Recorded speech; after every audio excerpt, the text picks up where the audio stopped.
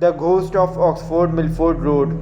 इस स्टोरी के story teller bread कल्प हैं, जो कि बाय प्रोफेशन राइटर और एडिटर हैं।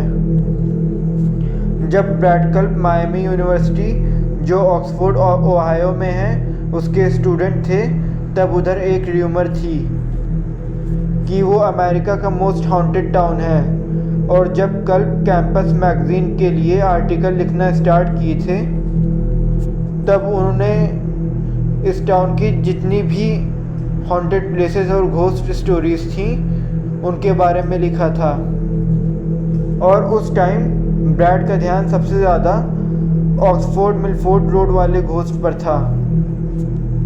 ये कहानी बहुत पुरानी है, 1940s के आसपास की, जब वहाँ का एक यंग लड़का टाउन के रूरल पार्ट वाले एरिया की एक यंग लड़की से शादी करना चाहता था,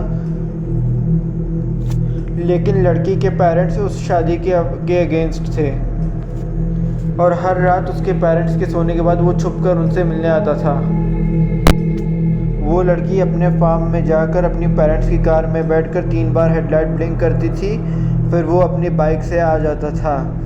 और ऐसे ही एक रात उसने ज़्यादा शार्प टर्न ले लिया, जिससे बाइक दूसरी तरफ जाके गिरी और वो उड़कर दूसरी तरफ गिरा और उसको इतनी ज़्यादा चोट लग गई कि वो फिर ज़िंदा नहीं बच पाया। और लोग कहते हैं कि उसकी आत्मा आज भी उस मिलफोर्ड रोड पर भटकती है।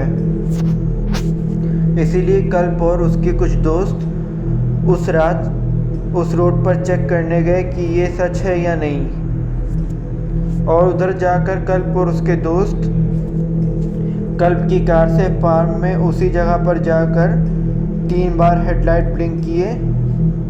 उसके बाद उनको सामने से एक होलोग्राम टाइप की शैडो आती हुई दिखाई दी और उसको देखकर सब लोग डर गए और उसको देखकर सब लोगों ने अपने कार की हेडलाइट ऑन कर दी। और ऑन करते मानी जो चीज़ सामने से आ रही थी वो गायब हो गई। और आज तक उनमें से किसी को समझ में नहीं आया कि वो क्या चीज़ थी। Houston alien invasion. इस स्टोरी के स्टोरी टेलर डो एवर्ली हैं, जो कि फ्लैटहेड लेक लॉज के रिटायर्ड ओनर हैं। डो एवर्ली अपने पेरेंट्स के 8 बेटों में से एक थे और जब अपने टीनेज ईयर्स में ये और इनके सारे भाई मिलकर अपनी फैमिली की जब कैटल डेयरी चेक करने जाते थे, तब इनको सारा काम खुद ही करना पड़ता था। उस टाइम इनका बिजनेस एक इनिशियल स्टेज पर था और उनकी फैमिली प्रॉपर्टी इतनी बड़ी है कि उनको चेक करने में 2 घंटे से ज़्यादा लग जाता था। समर 1960s में एवर्ली ब्रदर्स को एक बहुत डरा देने वाली चीज़ का सामना करना पड़ा। ज़मीन पर 3 गायें मरी पड़ी थीं और तीनों की लाशें सर्किल में बिछी थीं और तीनों पर एक भी ब्लड नहीं था और एक भी चोट का निशान नहीं था और तीनों के रिप्रोडक्टिव ऑर्गन्स गायब थे और उधर भी कोई ब्लड या चोट का निशान नहीं था। देखने में ऐसा लग रहा था जैसे कि सर्जिकल ऑपरेशन करके रिमूव किया गया हो। और उस डेकेड में अमेरिका एलियंस से ऑब्सेस्ड था और ये लोकल न्यूज़पेपर में भी आ गया था कि aliens reproductive organs lab testing के लिए लेकर चले गए। ऐसी और रियल स्टोरीज़ के लिए प्लीज़ सब्सक्राइब ज़रूर करें और इसे लाइक करना ना भूलें।